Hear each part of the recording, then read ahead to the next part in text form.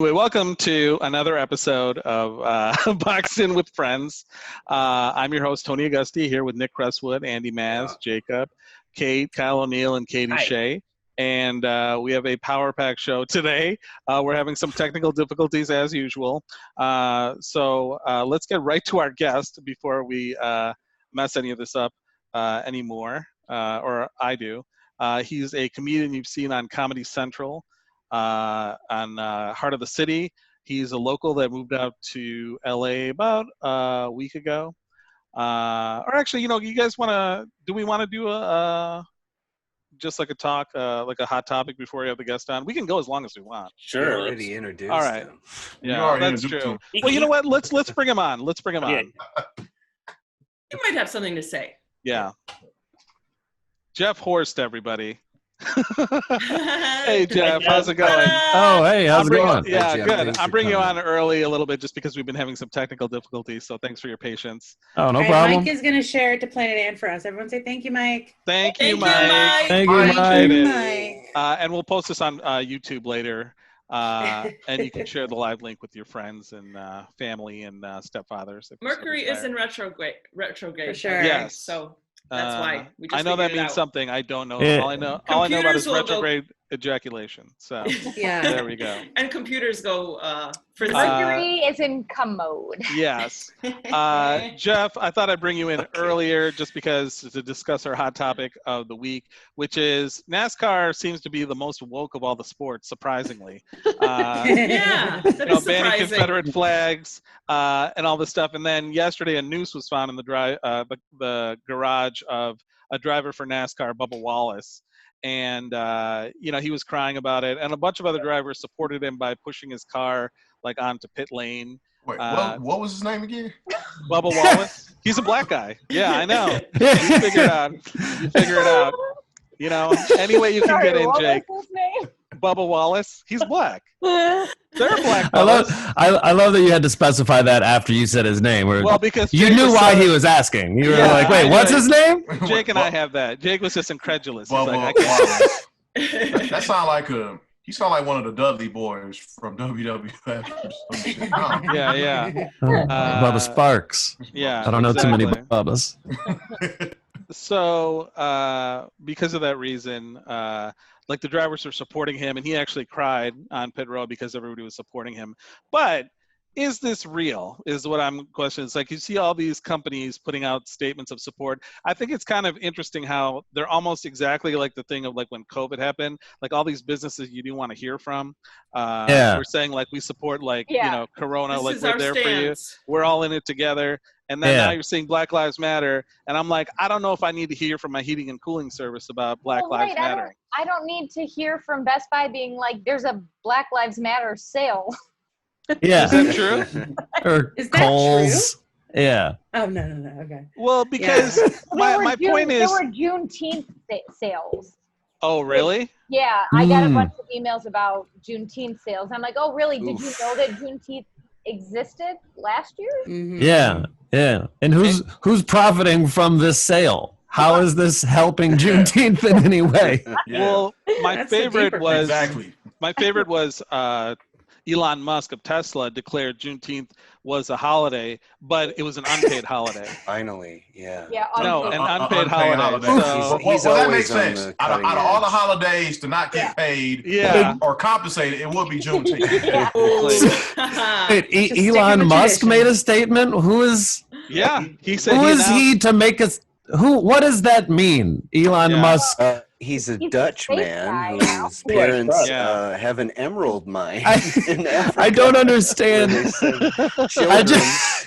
African children to go and mine emeralds. It just feels like the Dave Chappelle joke of just like, what does Ja Rule have to say about this? Yeah, it just feels like, okay, Elon, all right, you're not like a politician. Like, that's great, I guess, but... I still don't believe he actually exists. Some motherfucker named Elon. I thought you meant Ja Rule, and I'm like, pretty much not. No, He's very real. Well, no, Ja Rule exists. I don't know about Elon. Yeah, ever hear of Firefest? Yeah. Ja Rule exists. 50 Cent made sure we knew who Ja Rule was. He got rid of him. Yeah. Now, Jeff, somewhat topical too. So, overall, do you guys think that these companies are being sincere? Because I notice like a lot of companies like Apple and whatever, like if you look at their management or even their diversity, it's like really bad. Yeah. So what does that mean? So they say the words, but as far as acting.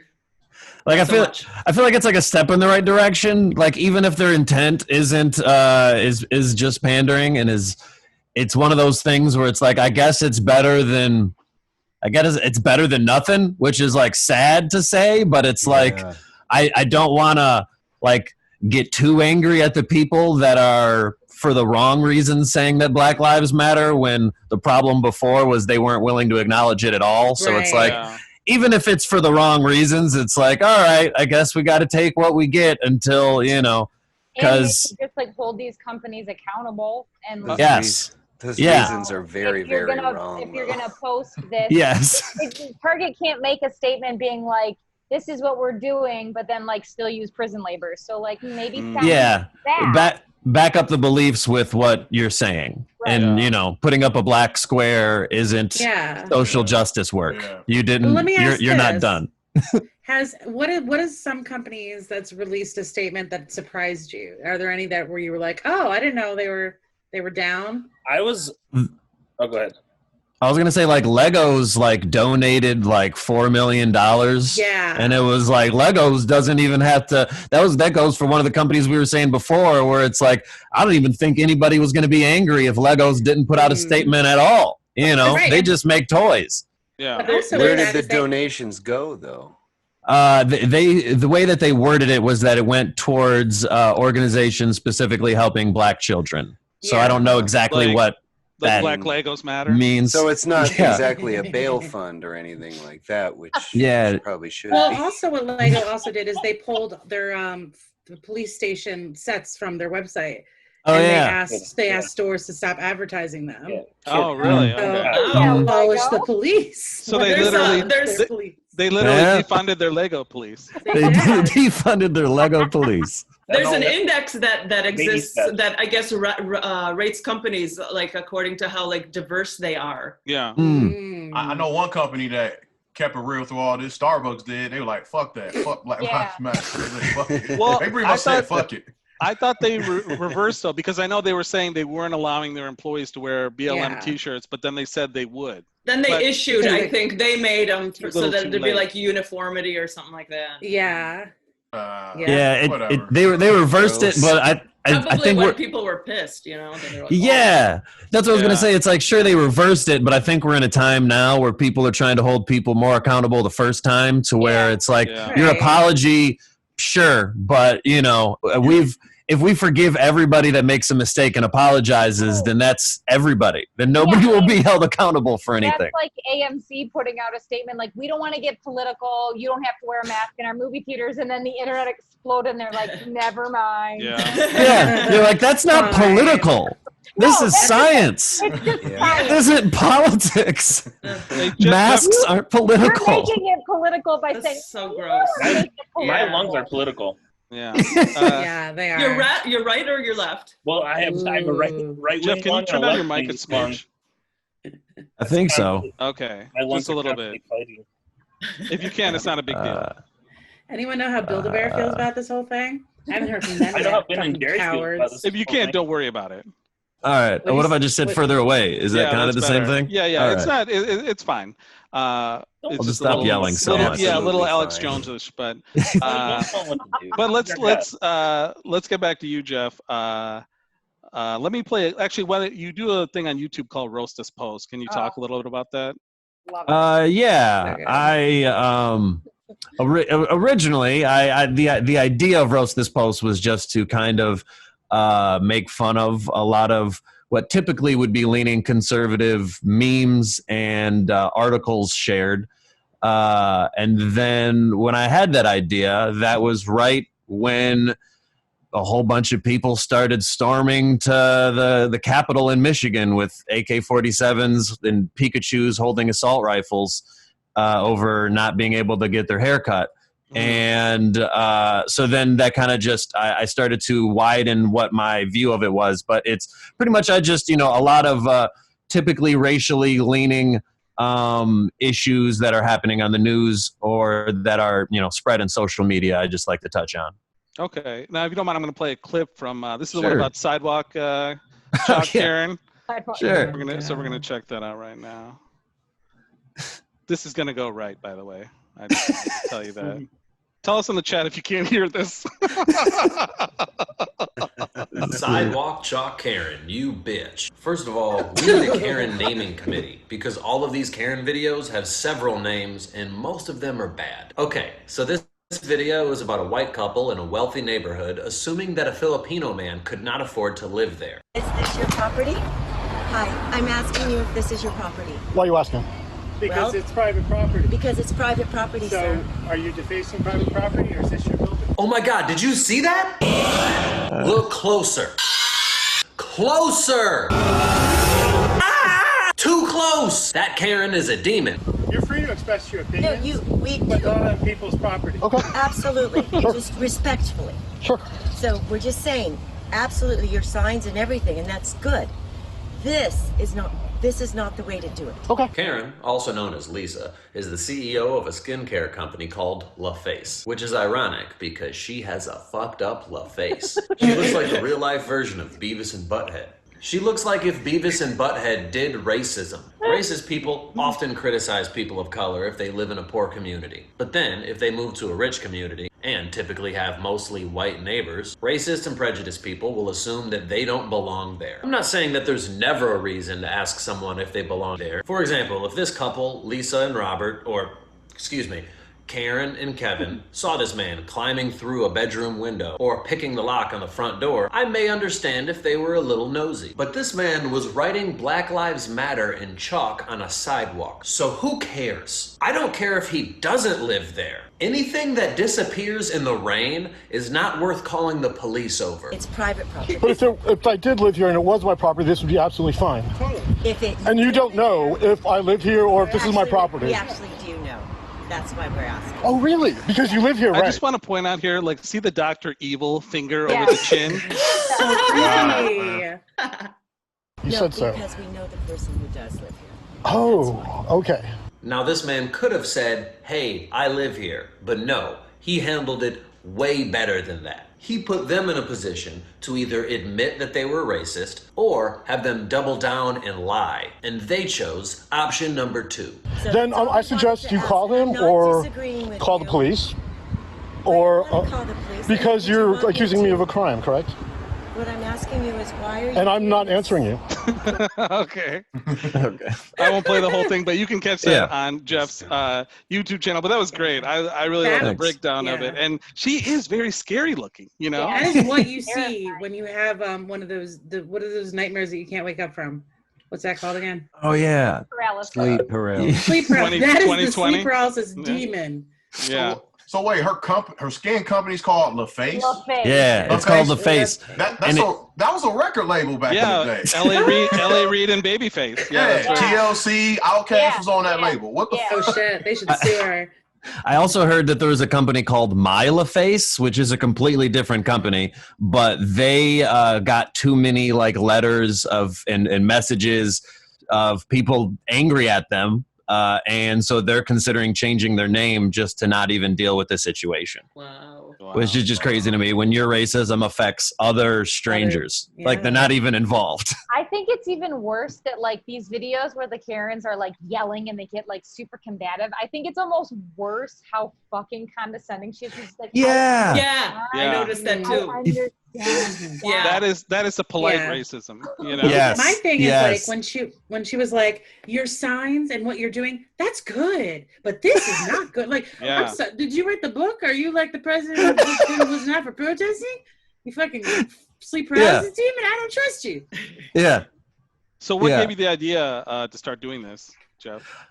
I think it was on some other video. I went down a hole one time where somebody said some negative things and something else I posted. Then I just clicked on their profile and I just saw so many just awful but hilarious at the same time, just memes they were posting. And it just was wow, there's an entire world of people that agree with this person.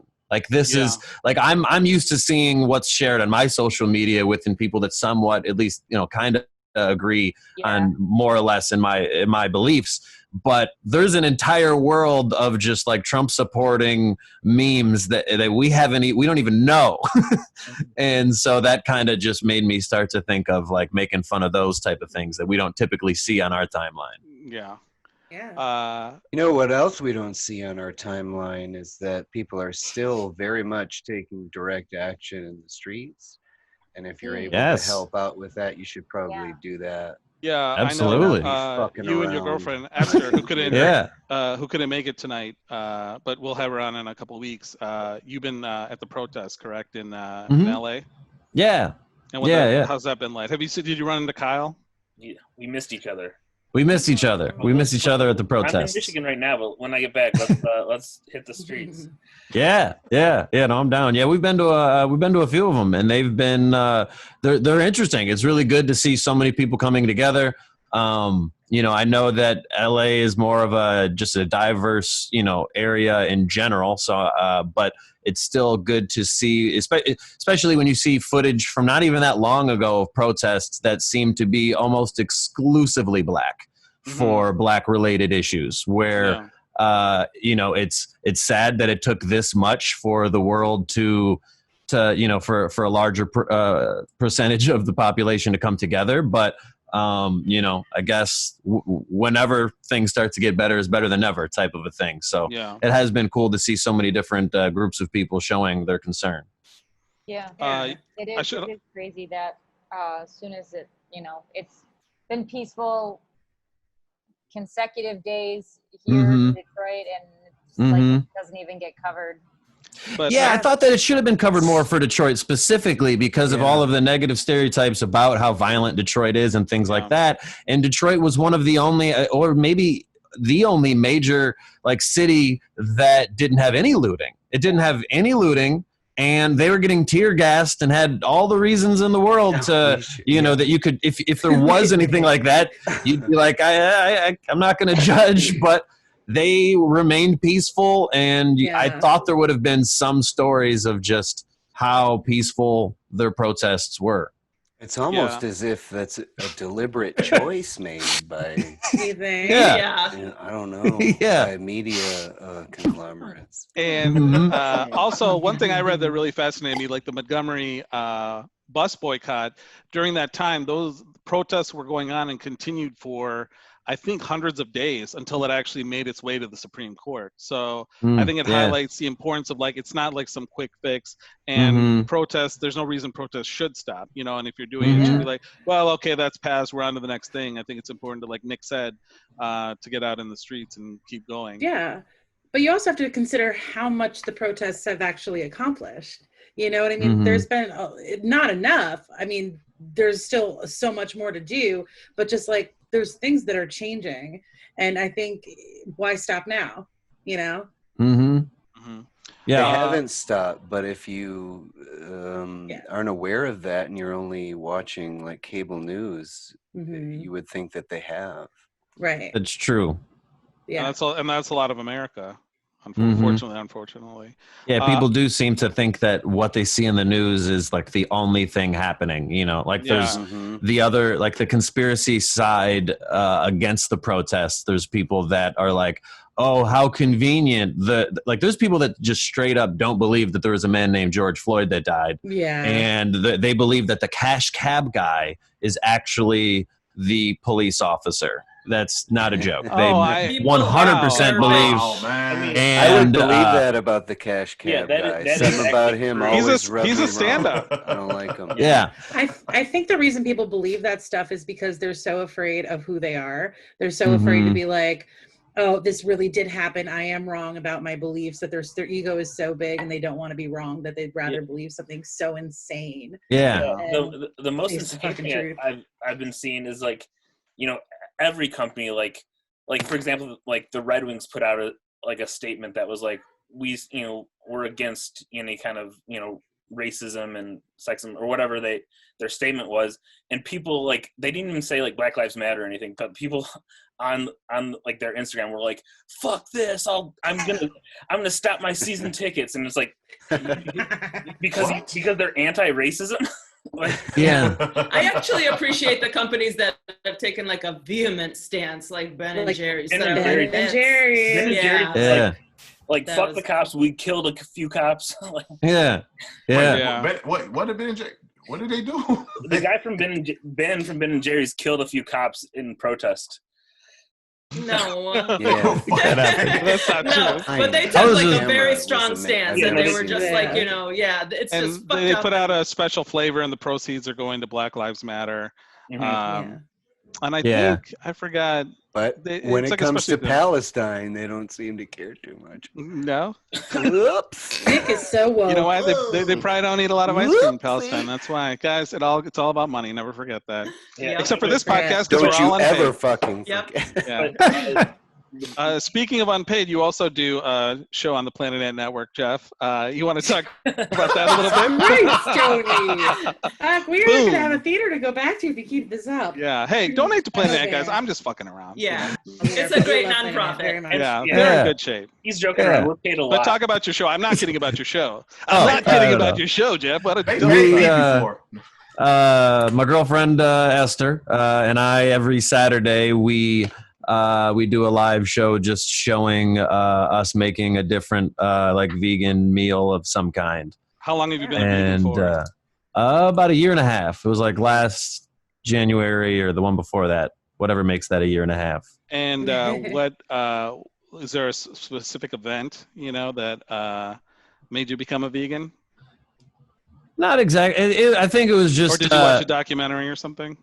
It was kind of a documentary. It was a guy's speech. Somebody sent me that somebody who was like a friend of mine from like years ago sent me something when I had nothing but time.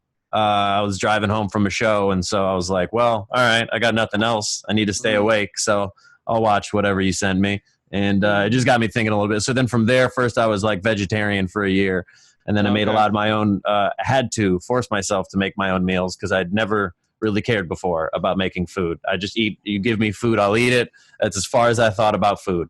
And then when I made a lot of vegetarian dishes, I realized just substituting it with fake cheese on a lot of the different things, not all of it, but a lot of it, didn't really change the flavor as much as the presentation of it.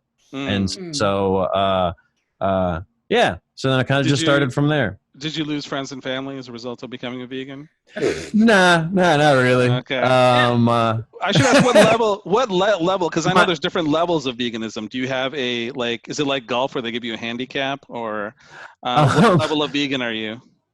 Level 8? No, I don't know. I don't know like the exact scale. But without meat or dairy. If the whole world was vegan, we would not be in a pandemic right now. Yeah, that's probably true. Yeah, a lot of the viruses have spread from all of them. Yeah, I just don't want to say all because then people will argue and yell at me. Okay, okay. Good. So by habit, I just always say I try to use I try to always use vague language so people don't think I'm arguing with them when I'm just talking. And so you're a smart man, right? I'm sorry, Professor Jeff Horste. That was rude of me not to. I have a friend of mine whose goal it is just to try to find some loophole in it, and I'm like, well, I don't like. He's like, he'll call me. It could be 3 a.m, and he'll just be like, "What about squid?" That's how he'll like start the phone call, and I'm like, "What?" And he's like, "Well, they don't. I don't know if they feel pain because they don't have." Like he's breaking down the science of everything, and I'm like, I don't know. My life has been fine without squid, so I'm not trying to justify it. I'm fine without it. I love your show. I watch it, and what I love most about your show is your love for the 99-cent store. Because you do mention it every episode. The 99-cent store out in LA. It just made me rethink dollar stores throughout the country. Because in Michigan, dollar stores are just all of this is crap. And it's like it's like, do you need a birthday card? Otherwise, why or Scotch tape? Why are you here? Gift bag. Yeah. Yeah, but they've got like organic fruits and vegetables at the 99-cent store out in LA. It makes no sense. Yeah, it's an entirely different thing. How has it been for you living out in LA? Because you moved out there to pursue a comedy career. Like I said before, Kevin Hart picked you for his series Heart in the City, so you're giving a special on Comedy Central. Has that changed? Because LA is so competitive. Does being on Comedy Central even make a difference for someone that's just coming new on the scene there? Not as much as what I think some people would imagine, but enough to where like I definitely appreciated it. Like a lot of friends of mine that that have been out here longer, I've definitely seen how long they have to wait to like, you know, even get allowed to get a show, but it makes it easier for like a stranger to be willing to take a chance on me to do a show. But as there's more shows and more credits, then each credit kind of does matter less because now there's a million different networks and a million different shows on all of them. So it does kind of not mean as much as probably what it used to, but it definitely has helped a lot. Do you still have to get passed at a comedy club before you're a regular, or is that like an old? Yeah. You still have to get passed. And so can you explain what that is? Probably most people don't know what that is. I don't know. Yeah. Yeah. So a lot of there's not like an organized system, but like each club kind of has their own different way of working through their club to earn the ranks of like performing on their like official weekend shows. So if you're Yes. Yeah. So if you're like passed at the Comedy Store, for example, then your name's on the wall at the Comedy Store. And then if you call in, then, you know, you're allowed to, you get to perform like once a week. You can call in and leave your avails and then you can perform once a week. But if you're not passed, then you're just hoping to get on a show whenever somebody likes you enough and you mingle enough with all the right people. And it's just a longer process. So where are you right now? Are you passed anywhere, or you're just like mingling? Or do you have a home club?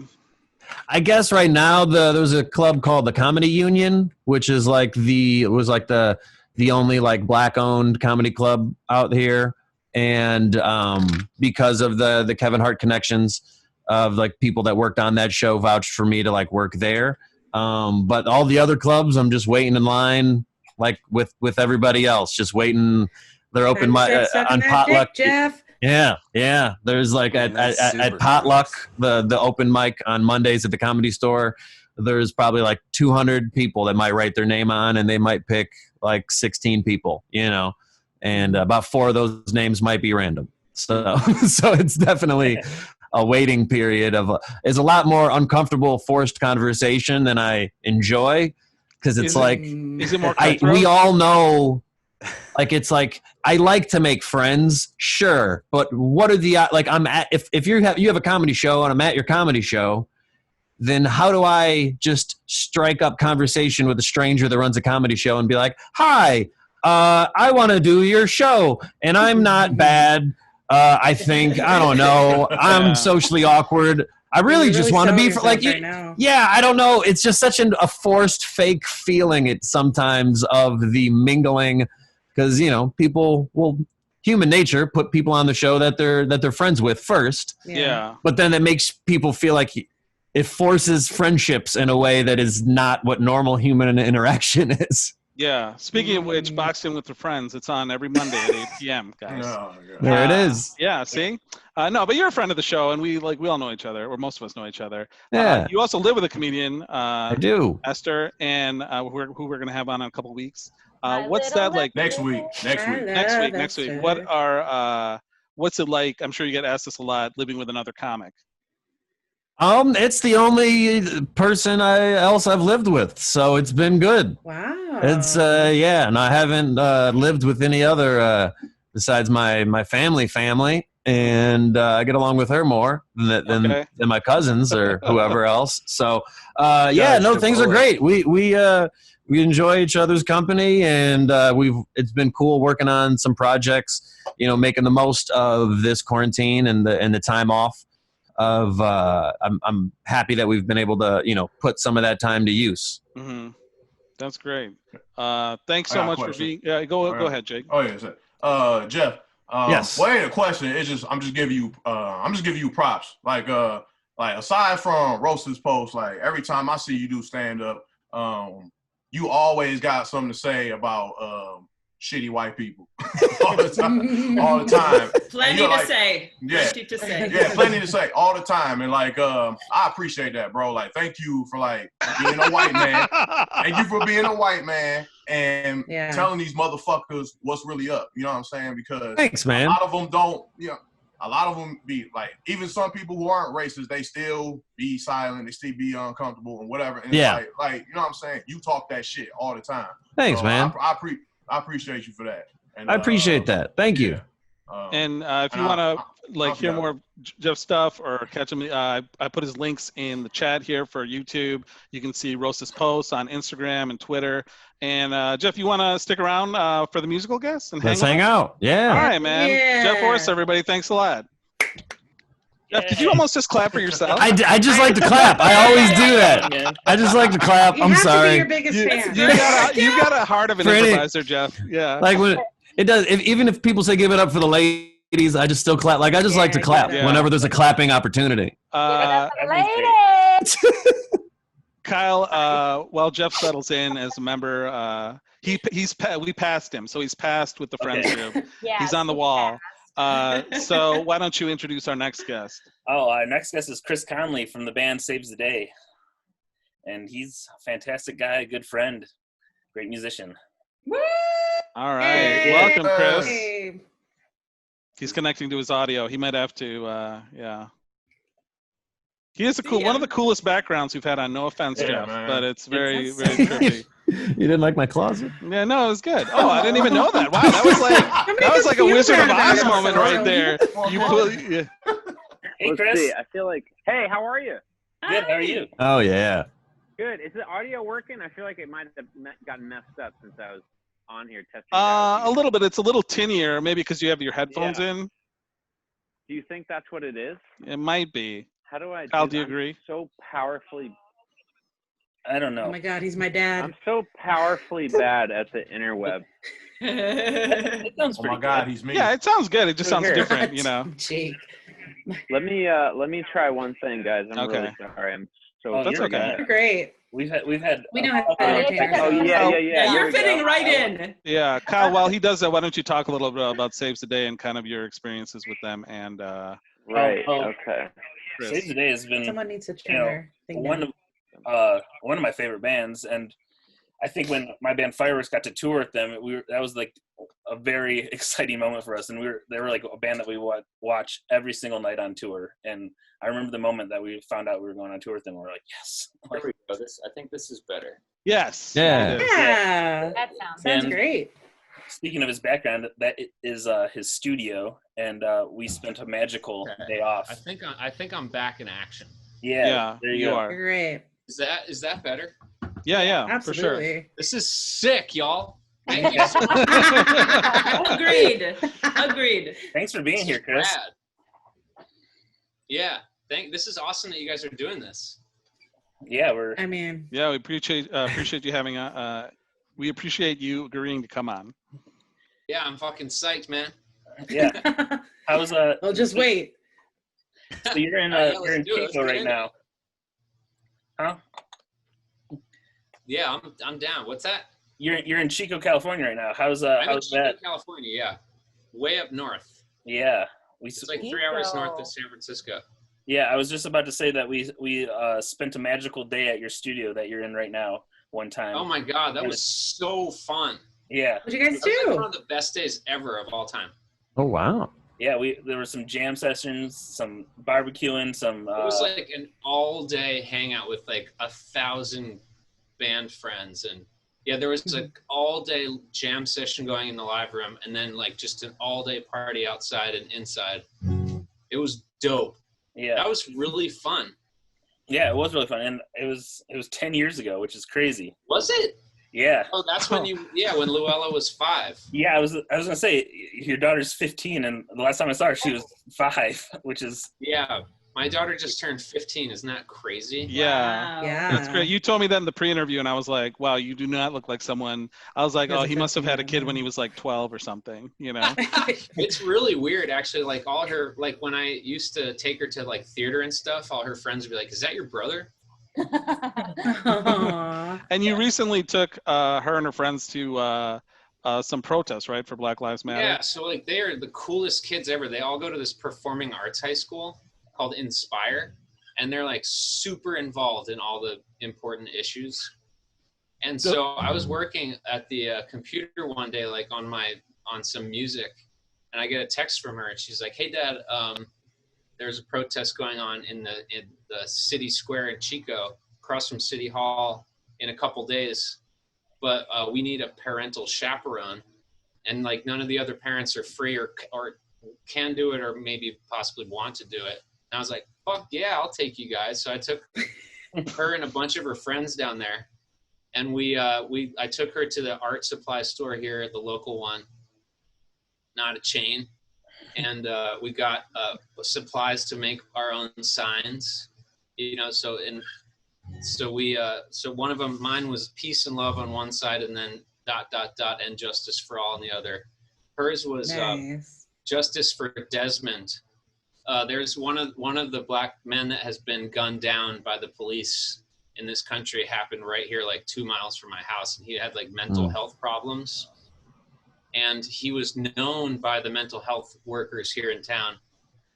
They had been helping him a lot, and it was on all the files and the records that he needed his sunglasses on and his earphones in to stay like centered, or he would like freak out. And the first responders that went to some situation tried to get him to take his sunglasses off, and he like freaked out. And so the cops showed up and just like broke down his door because he was like freaking out with barricade. He was like barricaded inside there. They broke down his door, tased him, and just gunned him down.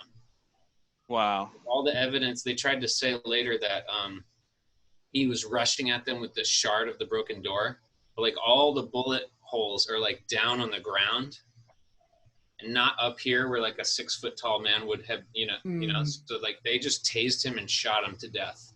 So you should check out the website that his father made for him. It's called Justice for Desmond. And a few days ago on Juneteenth, Luella, and my daughter's name is Luella, we went downtown for the Juneteenth celebration in downtown in Chico in the same city square. And Desmond's dad was there talking about his experience on the microphone. I got to meet him afterwards, and I've donated money to their cause, and I just fucking handed him money right there when we were there.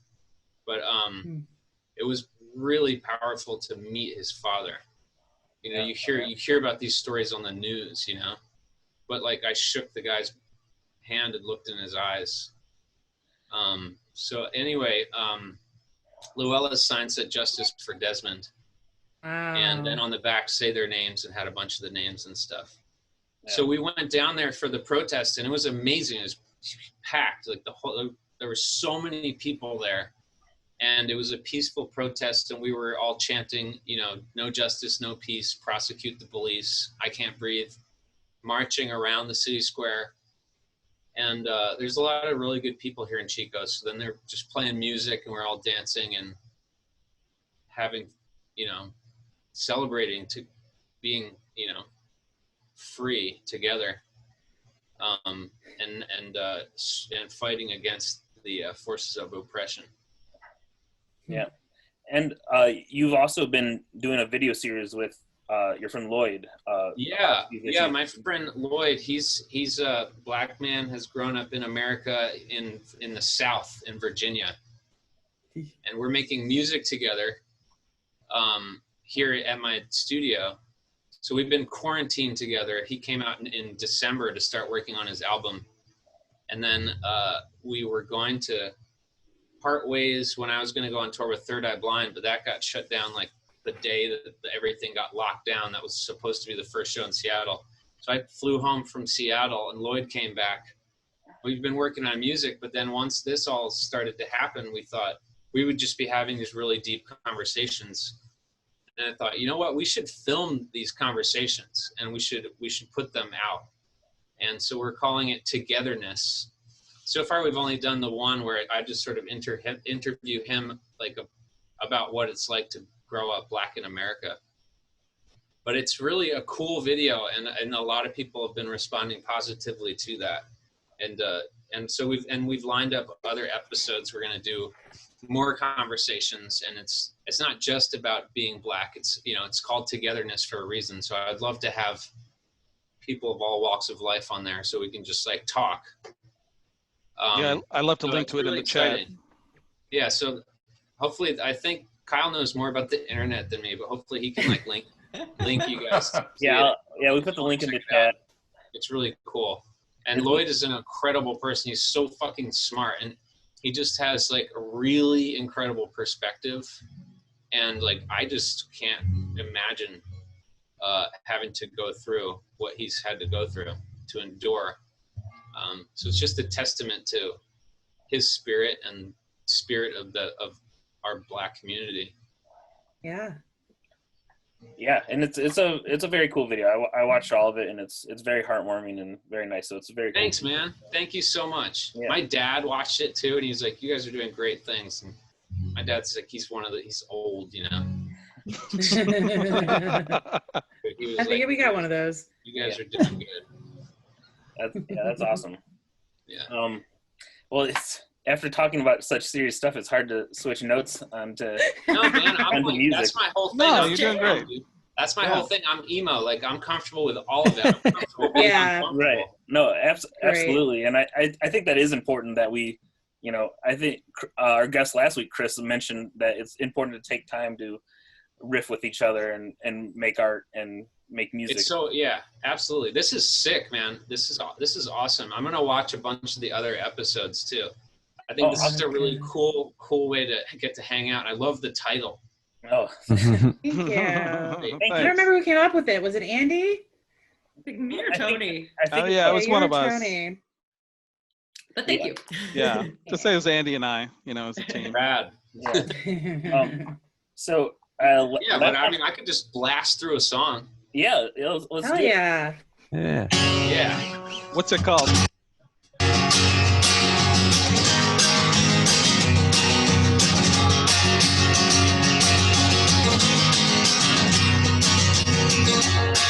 This isn't the way we planned. Wasn't supposed to forget your taste. Late nights spent figuring all the ways that we came to this place. Yeah. There we were, alone on top of your rooftop in Highland Park. And ask me now, say Chris, look out across the sky. Tell me which way the wind blows. A car of coal, a car of coal and starches, a car of coal and starches with handmade. Car of coal, a car of coal and starches, car of coal and starches with handmade. Even now that you're not here, I climb these mountains of houses every night. I say your name, wish I could have done things right. All right. Woo! Hey. Thank you. That was awesome. My favorite part of all of our musical guests is just watching Tony the whole time, because he's just like such like a happy. Well, nobody can see it. It's a Tony nobody sees. Yeah, it was all on it was on you, Chris. The behind the scenes look I'm getting on. Oh yeah, it's like sitting in a production truck. I'm sure, you know. It's cool, man. I've never been part of something like this. Like I don't know if Zoom existed before all this. Did it? It did, but it wasn't that. It was mostly corporate. Yeah. I was asking what the song was. Audra, thanks for the shout out. She's like, the song's called All Star Me from the album Through Being Cool. Classic album. The first song on our album Through Being Cool, which is an album that I wrote when I was at NYU, and it came out November 2nd, 1999. So that's like 1,000 years ago. Yeah, not 1 year before. I felt very cool when I found that record. That's awesome. I like what you did there. That was dope. Have you guys heard of Black Bear? He's really fucking good. Look him up. All one word, Black Bear. Okay. His music is it's like the catchiest music I've ever heard in my life. It's very like pop, future pop. Okay, I'll check it out. We're into emo. Oh, nice. Anyway, he sent me his new album today, and I listened to it, and like halfway through it, he says, "I'm through being cool" in the line. So I texted him. I was like, "Is that a fucking Through Being Cool reference?" He's like, "I was waiting to see if you caught that." So. Oh, that's awesome. That's awesome. That makes me feel cool. Yeah, it's also cool that you're on and you're plugging other musicians. I love that. I love that. That's like Black Bear has like 500 million streams. Oh wow. Yeah. He's like he's like massive. He has a sick song called Hot Girl Bummer. Oh, okay. Oh, I know it. My daughter sings that song. Yeah, it got big on TikTok or something. Like so I told my daughter Luella about it after he sent me the album. I was listening to it while I was making her lunch. She's like, "This is really cool." And I was like, "Oh, you would like this guy." So I sent her his big single, and she's like, "I know this song from TikTok. It got really big on TikTok." Yeah, really. You got a lot of hand claps in the Facebook, in the comments. Freddie Chico says, "Yo." Venice Labra says, "Dope." All caps. Oh, what's up, Venice? I fucking love Venice so much. Venice has been chatting a lot up in this chat. Yeah. Oh, that's dope. Venice is the best. Nice. Yeah, she has a sick food truck that I'm trying to go to when we can go to it. Go to there. I want to go to there. So that record is not 1,000 years old. It just turned 20. Just turned 20. Yes. And the last time I saw you, you were you played a few shows in honor of that, and you did like a yeah. Were you at Anaheim and Bootleg maybe or? I was in Anaheim, and I was at you did the thing at Amoeba. Oh, that was so fun. Yeah. That Anaheim show was so crazy, dude. Yeah, it was like I was kind of floored by it. I was like, I think I was like in shock. It was just like 2,000 people singing every word. It was so dope. That was a really cool night of my life, actually. And it was so awesome that you guys were there, you and Brett. Yeah, it was great. And then we shortly after that, once the quarantine hit, you and Brett did, and Lloyd did, and me, I guess. I edited it and made an appearance. Yeah, dude, you made an appearance. The Hello California, or Hello California. Oh, that's right. Hotel California. Yeah.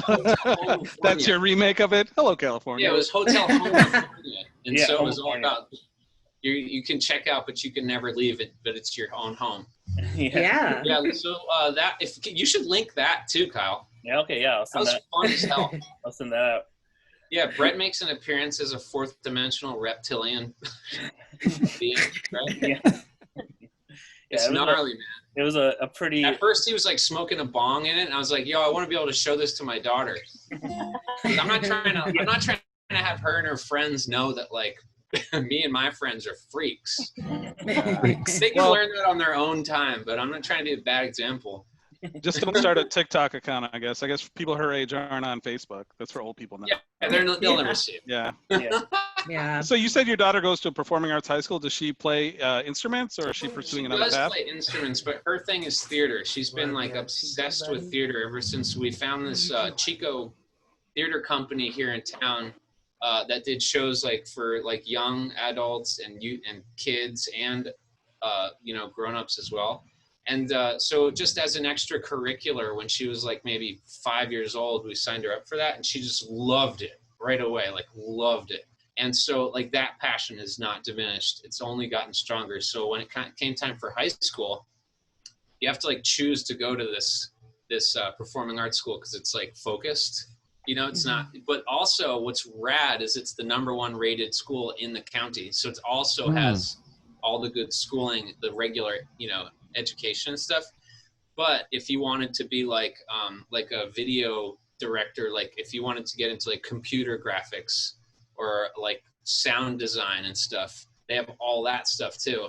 But she's going specifically to focus on theater and music. She loves musical theater. Like she's not sure if she wants to try to like make movies and TV or do Broadway. She's like obsessed with Broadway. They all love Hamilton. They can like they can recite, her and her friends can recite like the entire show of Hamilton. Are they excited about the movie coming out? Yeah, she's so psyched about it. Yeah. And so they like opened my eyes to all kinds of stuff that I wouldn't know about, because I swear to God, the last thing I heard was Led Zeppelin 4.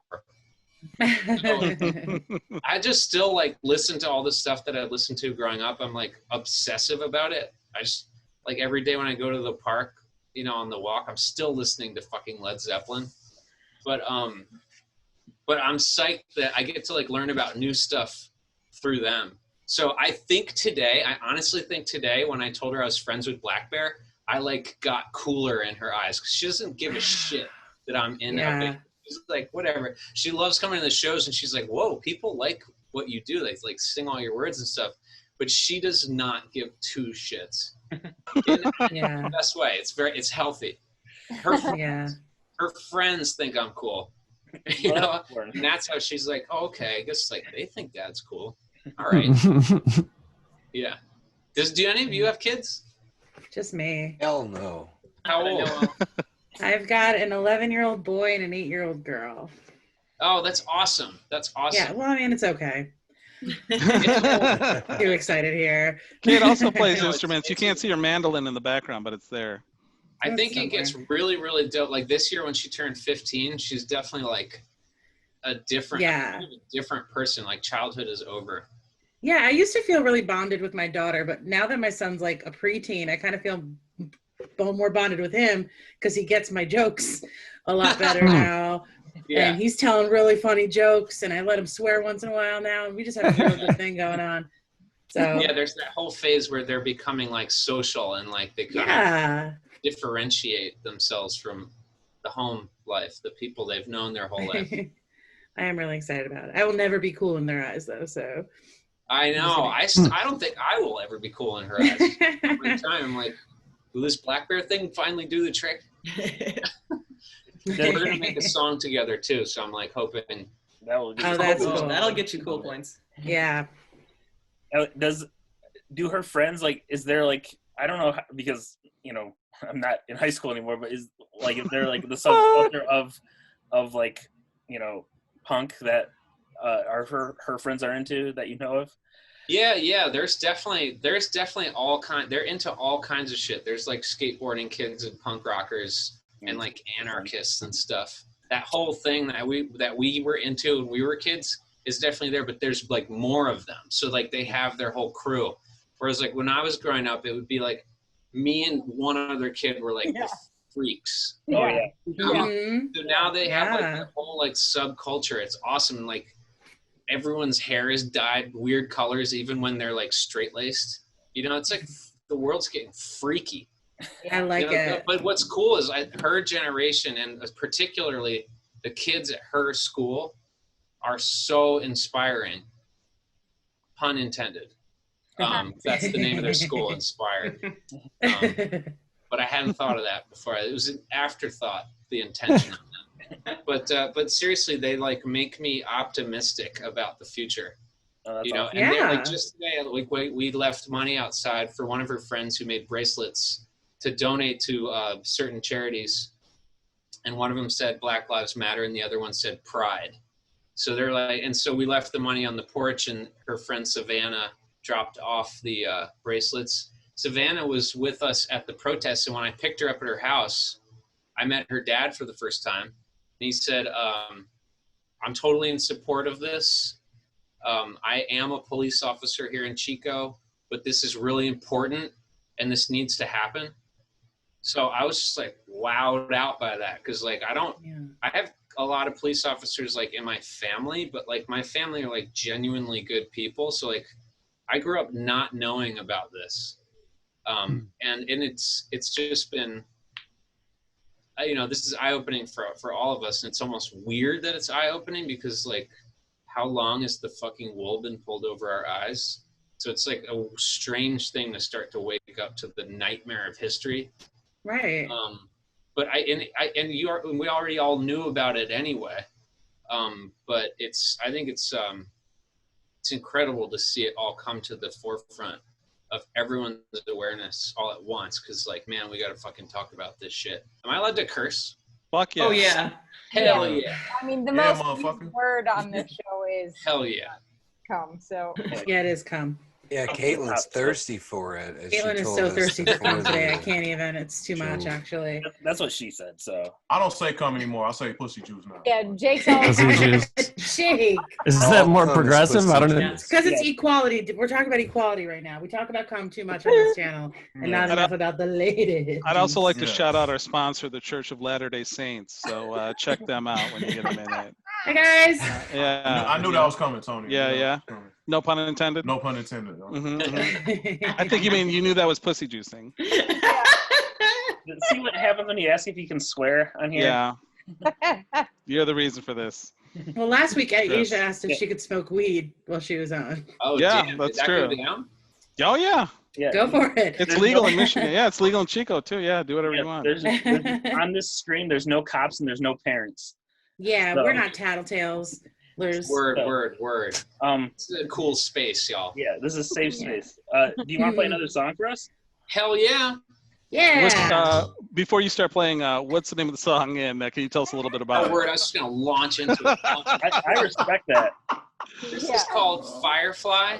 I was gonna play the first two songs from Through Being Cool. I was telling you guys before, but when we did the video sound check, then I thought, no, you know what? I want to play a song from a different album. So I'm gonna play a song called Firefly, which is the last song on our album called Stay What You Are. Okay, and if everybody else could turn off their audio, that'd be great. Awesome. Then I'll walk you home after a third round of pouring whiskey down the barrel of our guts. Grab hold of your hand. We're up and we're out and we're yelling through the streets. And I'm out of my fucking mind. I know you're next to me, but I must confess what's in my head. We'll keep pumping out, legs to beat the ground, and our hearts to beat the band. Sky's on fire again, run down this alleyway. Lightning bolts again, we become fireflies, just flashing at the air. Rattle garbage cans, prepare to be ravaged by your lust burning man. The fire that we become. I know you're under me, but I must confess what's in my head.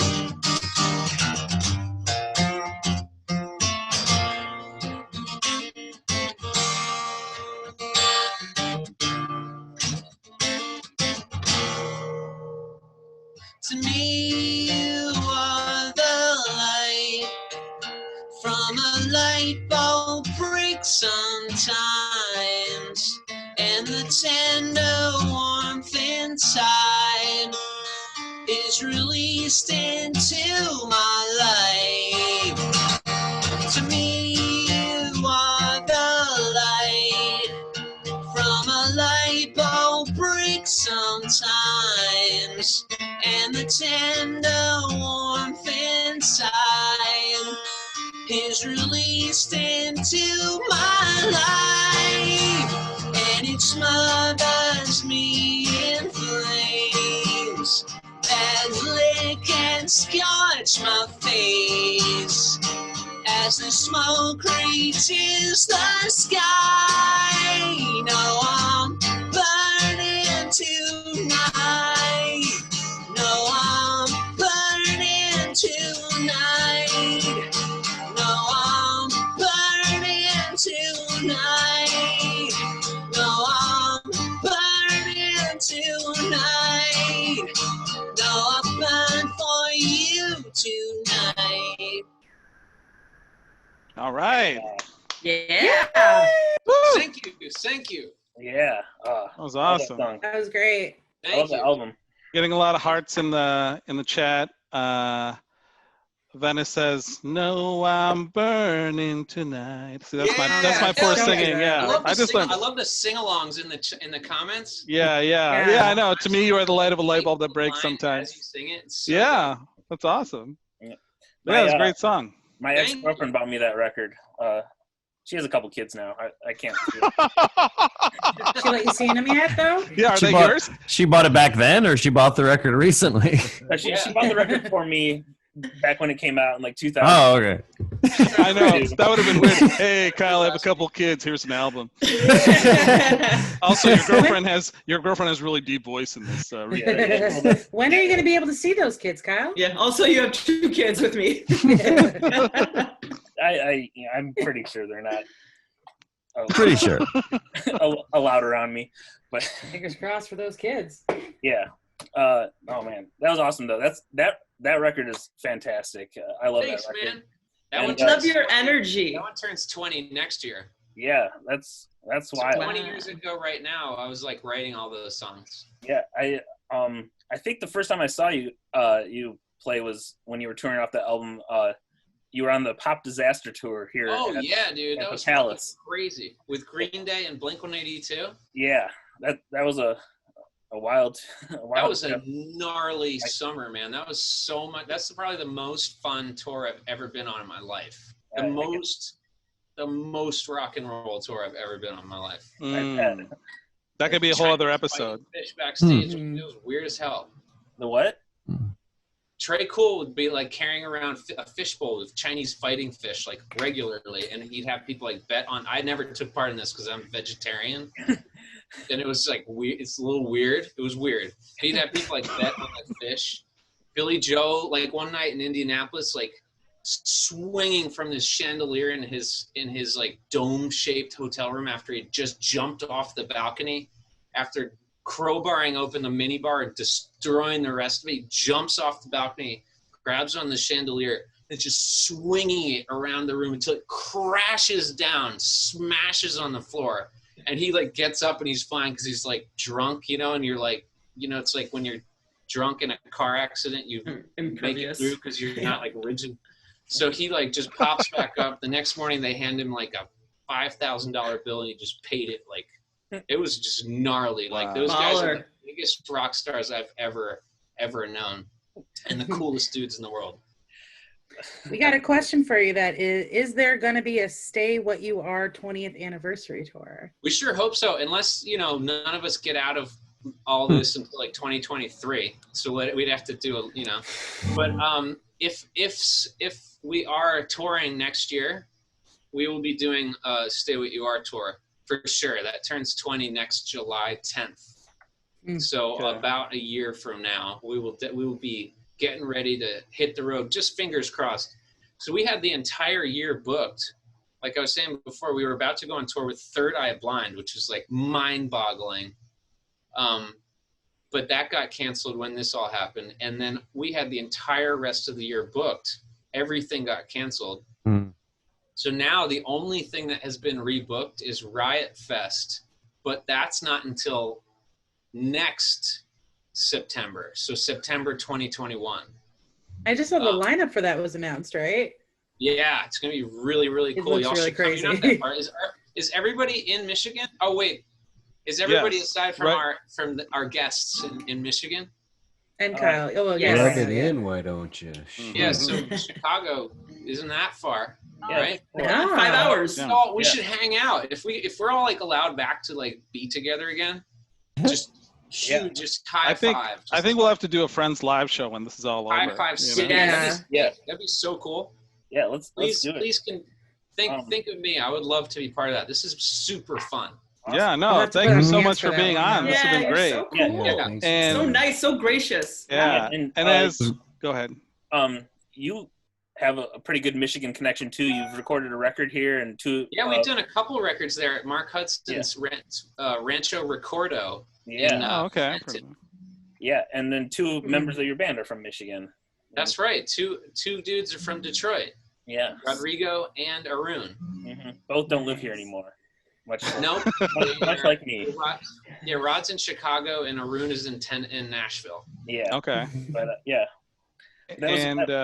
also, you mentioned, Chris, you're off the road. I put links to your Patreon and if you want to support the band while they're off the road by buying stuff off their website, you should check them out. Tony, thank you so much. Yeah, the Patreons thing we just started. This is like the second month of it. You guys know about Patreon?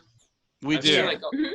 Dude, it has been so fun. Like, we connect directly with fans, and like I've released 4 new songs in the last 2 months, and usually it takes like a year and a half sometimes to get an album out. But just within 2 months, I'm just like sending all this music. Yeah. It's this exhilarating feeling where I'm like, I realize, oh my God, I'm about to finish this song and then send it immediately. People will have it in their heads. It's instant connection. It's really cool. And Yeah, then we've been doing like Zoom hangouts, and like on Friday I have an all request Zoom concert with our Patreon fam. And it's been genuinely so enjoyable and something I never would have imagined. Like, I wouldn't have thought to do it, but the people at Patreon actually reached out to us and said, hey, we think Saves Day would be a pretty good fit for this Patreon thing. Are you guys into it? And we were like, that sounds cool, actually. And then the lockdown happened, and now it's like, oh wow, this is an amazing way to stay connected to our fans. And for me, honestly, I feel like it's the most connected I've ever been with fans, because when you see each other at a show, there's like 1,000 other people there, and so you get like momentary time, like minute by minute little windows of time to hang out and interact.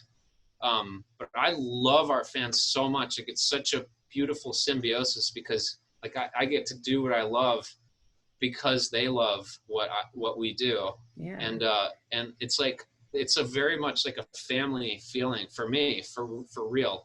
Like Venice, for example, like I'm like so psyched to be friends with Venice.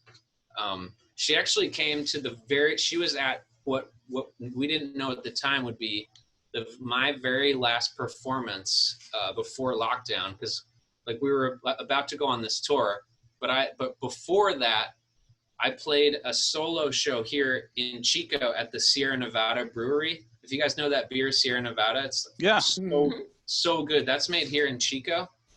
And our friend Mahina runs the venue. They have this amazing, like a really well acoustically designed venue called the Big Room.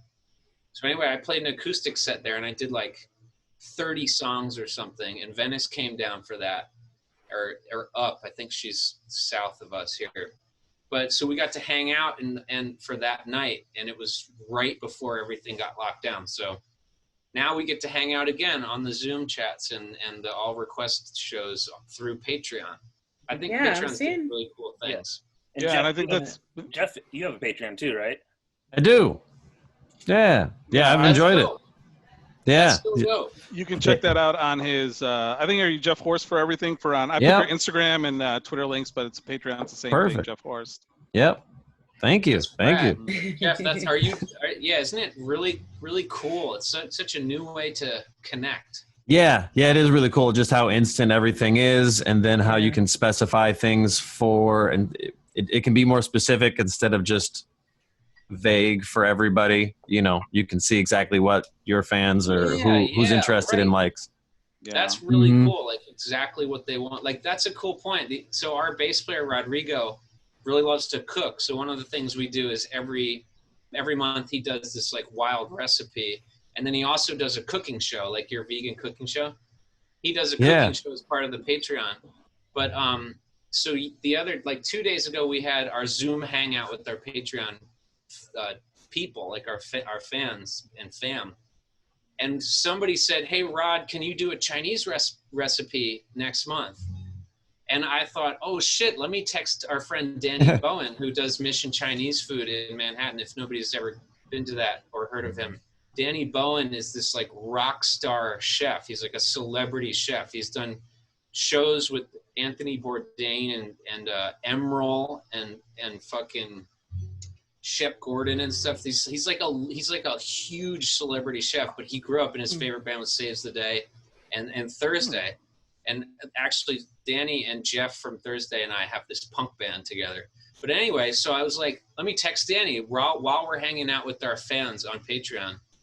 Yo, Danny, we do these recipes for our Patreon thing every month, and somebody asked for a Chinese recipe. Would you be down to do like a Saves the Day inspired Chinese recipe for our fans? He wrote back right away. He's like, that would be so cool. It'd be such an honor. So next month, like our Patreon people are going to get a recipe from Danny Bowen. Holy shit. That's pretty cool. Very cool. Yeah. So I'm just like psyched on it. Mm-hmm. Yeah. Well, Chris, you guys love really Patreon. You're gonna love OnlyFans. Yeah, we need to get a Patreon. You know. OnlyFans. What is that? Oh, it's like Patreon, but with porno. You know. Oh, that sounds wild. Yeah. So think about it. Just consider it, Chris. It's great, stuff, actually. But I've been looking to get into it myself. Yeah, we've been trying to convince Kyle to make one for a few months now. Yeah, that's a real moneymaker. Yeah, he's the pretty boy. I will definitely be doing that. So. But Chris, thanks so much for being on. We really appreciate it. Yes. Coolest. Yeah, super guys, cool. This was so fun. I can't wait to do the live one in person. Yay! All right, Let's we'll do let it. you know. Having me. All right, so take it easy, man. Yeah, thanks. Y'all are the best. Yeah. Okay. Bye. See you soon. All right, we got a lot of very positive comments. Freddie Chico says I'm a horse head. Yeah. And then Chris Moody says I saw you in Irvine with Jimmy Eat World, Blink, and Green Day in 2002 for Saves the Day. I feel like I saw that tour too. 2002 was a real. Yeah, it was. Had a lot of stuff happening. Yeah, real humdinger. You weren't there. And then people are fascinated with Caitlin's light in her room. There are a number of comments on that. Yeah, it is pretty cool. It's like changing colors back there. It's like a portal. At Home Depot. Wow, it's like a portal to another dimension that's like opening as the show's going on. Jeff, do you have like special perks you give to people on Patreon, or is it just like for a comic? What does that involve? There's like stand-up that I just never really put the clip out for. Oh, okay. And so there's some stand-up clips, and then there are I do like some extended episodes of Roast This Post that I'll put on there as well. And then I'll give people like links to like my half-hour special or like my CD if they go up a tier. Okay. Yeah. All right. Well, thanks so much for being with us, man, and thanks to Hey, everybody. Thank you. Yeah, nice seeing. We've arrived Nice at the seeing end everybody. Of our show. Yeah, thanks to Bless Andy, you. Yeah, Don't hit the Andy, street Kyle, today. Caitlin, Kate, Nick, Jake, And Tony. And Tony. I'm your host. Yep. Thanks for your patience during the technical difficulties. We'll post this on YouTube after this is over. Thanks for your patience as usual. Thanks, Helena Matt. Shout out. She just joined. So, Helena, the show's over. Personal messages. Yeah, Freddie Chico. Remember when Charlie used to come on every show? Yeah, that was. I miss Charlie. I missed What's happened to that guy. But anyway, thanks a lot, everybody, and have a great week. Yeah. Yeah. See you next week. Stay well. Bye.